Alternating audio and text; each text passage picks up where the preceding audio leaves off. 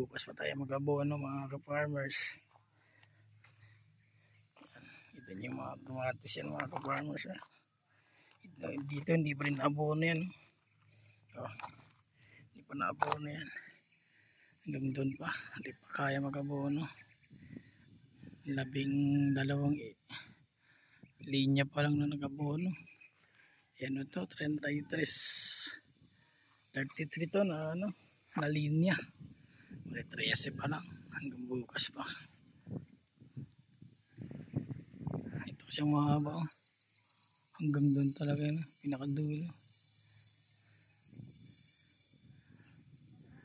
Ano, higip ng tubig. Higip tayo ng tubig para sa abono. Mamaya magbababad ulit ako ng ng abono sa tubig. Yan. Yung isa naghahabog, yung isa nag-iigip, yung kaming dalawa nag-aabono. Okay.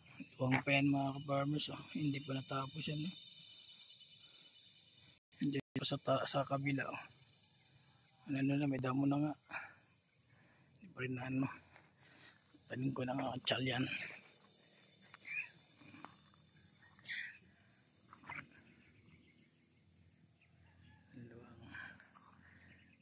12,000 na puno. 1,000 yan mga farmers. Higit.